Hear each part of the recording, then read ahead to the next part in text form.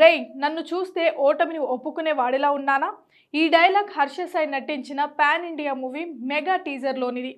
ఓటమిని ఒప్పుకుంటున్నాడో లేదో కానీ ప్రజెంట్ అయితే తనపై ఓ అమ్మాయి చేసిన ఆరోపణలని ఒప్పుకున్నాడా లేదా అనేది ఇక్కడ పెద్ద క్వశ్చన్ మార్క్.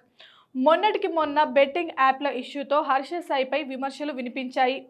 ఇప్పుడు తన దగ్గర 2 కోట్లు తీసుకొని పెళ్లి పేరుతో మోసం చేశాడని ఓ యువతి హర్ష సాయిపై నార్సింగి పోలీస్ స్టేషన్లో ఫిర్యాదు చేసింది. యూట్యూబర్ హర్ష సాయి అంటే అతను చేసింది సహాయం గురించి ఎక్కువగా వినిపించేది ఒకప్పుడు. కానీ ఇప్పుడు అతనికి సంబంధించి రకరకాల వార్తలు వినిపిస్తున్నాయి.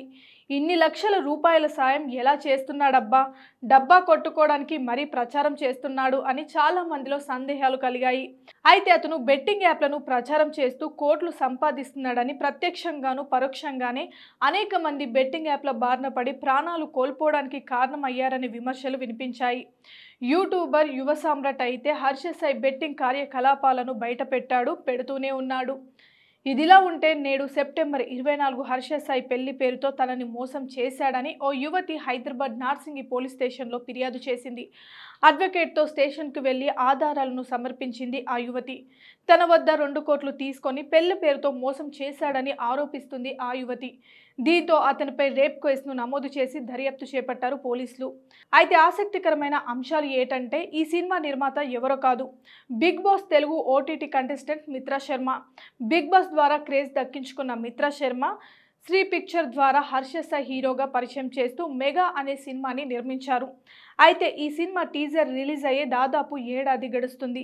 అయితే ఇప్పటి వరకు కూడా ఆ సినిమాకి సంబంధించిన అప్డేట్స్ లేనేలేదు. ఇక మిత్రా శర్మ కూడా స్క్రీన్ పై కనిపించలేదు. ఇప్పుడు హర్ష సాయి తనని మోసం చేశాడని ఓ యువతి ఫిర్యాదు చేయడంతో మెగా మూవీ మళ్ళీ తెరపైకి వచ్చింది.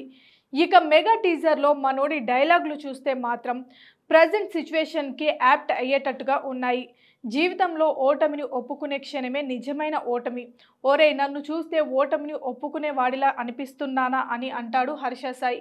ఓటమిని అయితే ఒప్పుకున్నాడో లేదో మెగా సినిమా పూర్తయితే తెలుస్తుంది. కానీ ఇంతకీ తన వైపు ఆ అమ్మాయి చేసిన ఆరోపణలను ఒప్పుకుంటాడో లేదో చూడాలి మరి.